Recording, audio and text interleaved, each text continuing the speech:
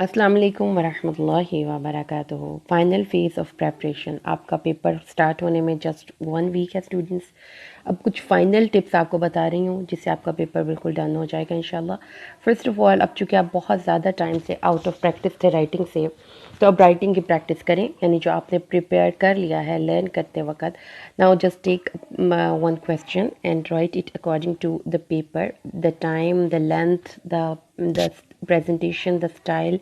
Finally उसको आपने time के अंदर कैसे कंप्लीट करना है, क्योंकि जब आप आउट ऑफ प्रैक्टिस होंगे तो पहली दफ़ा जाके पेपर में ना लिखिएगा, उसके लिए कुछ टेस्ट वगैरह दें। अगर आप किसी अकेडमी में नहीं जा रहे, घर में हैं, then again it is highly recommended कि आप खुद से खुद लिखें उसको। और वो सबसे इम्पॉर्टेंट यही है कि आप यूनिवर्सिटी के 5 ईयर्स के पेपर्स लीजिए और उसके मुताबिक क्वेश्चंस को, जो मैं करवाया था अपनी क्लास को, मैंने जब फाइनल प्रेपरेशन करवाई थी तो मैंने एक पूरा 100 मार्क्स का पेपर बच्चों को अटैम्प्ट करने के लिए दिया था कि आप उनको उतने ही टाइम में, इनके 3 आवर्स में, वो बच्चे उन चीज़ों को कैसे लेकर चलेंगे। तो ये मैं आपको स्पेशल और ख़ास तौर पर जो बच्चे बहुत अच्छे मार्क्स के लिए स्ट्राइव करना चाहते हैं, ये टिप बहुत ज़बरदस्त है कि आप अपने पेपर के हिसाब से अपनी राइटिंग को की प्रैक्टिस करें। दूसरी चीज़ जो मैं अपने तजर्बे की बुनियाद पर आपको बता रही हूँ, अपना मेरे जितने सालों का टीचिंग का तजर्बा है, कि स्टूडेंट्स किसी और चीज़ की वजह से फ़ेल नहीं होते जितना कि वो किसी काम को नामुकम्मल छोड़ने की वजह से फ़ेल होते हैं। नामुकम्मल छोड़ते हैं अपनी तैयारी को, नामुकम्मल करके आते हैं अपने पेपर को, क्योंकि उन्होंने राइटिंग प्रैक्टिस नहीं की हुई होती। उसके अलावा उनके साथ प्रॉब्लम ये होता है कि उनके पास वॉच नहीं होती, कोई भी प्रॉब्लम है, मिसमैनेजमेंट है, टाइम टेबल की कमी है। लेकिन आप अपने काम को जब फिनिश करेंगे ना, मतलब देखिए, आप 100 मार्क्स का पेपर अटेम्प्ट करके पेपर में आते हैं तो आपके पास होने के चांस बहुत बढ़ जाते हैं। और आप अपनी फिनिशिंग कैसे करेंगे अपनी चीज़ को, अपने पेपर की, जो अब आपकी तैयारी बिखरी हुई है ना, मुख्तलिफ ये एक चैप्टर रह गया, ये 2 चीज़ें रह गई हैं, ये अभी इसकी रिपोर्ट्स रहती हैं, अभी थोड़ा सा प्रेसी को देखना है मैंने, इन चीज़ों को अब फिनिश करें। यानी कि सबसे पहले स्टेप में अपनी अपनी प्रेपरेशन को फिनिश करें, लर्न करने वाली। दूसरे स्टेप में आपने अपनी फिनिशिंग को मज़ीद फिनिश करना है, उसको राइटिंग की प्रैक्टिस करके। तो फिनिशिंग, ये आपको मैं ऐसे टिप की बात बता रही हूँ कि जो बंदा इस फिनिशिंग वाली टिप्स को अपनी लाइफ में फॉलो करते हैं ना, खा वो एक घर को मैनेज कर रहा हो, खा वो एक ऑफिस को मैनेज कर रहा हो, खा किसी एक बहुत बड़े इदारे को मैनेज कर रहा हो, चीज़ों को हमेशा याद रखिएगा, नामुकम्मल नहीं छोड़ना, उसकी फिनिशिंग टच तक। मतलब आप अपने घर को देख लें, एक ब्राइड को देख लें, आप खाना पकाने, हर चीज़ में जो फिनिशिंग टच होता है ना, वही उस चीज़ की इम्पोर्टेंस को, उसकी खूबसूरती को दूसरी दुनिया के सामने लेकर जाता है। तो इम्पोर्टेंस बहुत ज़रूरी है बच्चे कि आप अपने पेपर को फिनिश करके आएँ।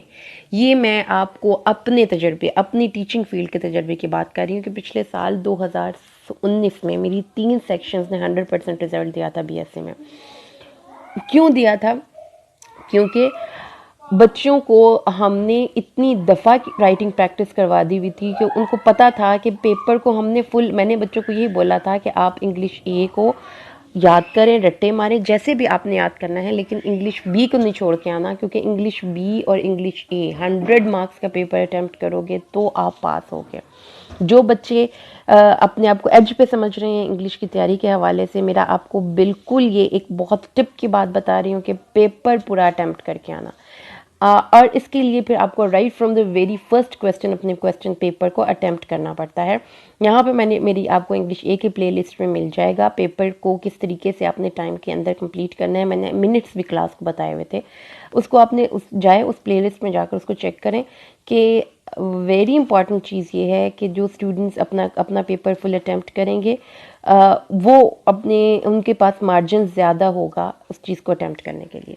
अच्छा, जो प्रॉब्लम बच्चे आपके साथ होती है ना, कि हम इंग्लिश बी का, चूँकि हमें पता है कि पेपर इतना अनसीन आना है, तो हमने इंग्लिश बी के बारे में हमने क्या करना है, हम क्या करते हैं, अक्सर टीचर क्या कहते हैं, वो एक मल्टी वाला जो एक टॉपिक याद करवा देते हैं, या फिर उनको कुछ ऐसे टॉपिक्स याद करवा देते हैं, या सिर्फ किसी की बुक से कुछ निशान लगवा देते हैं।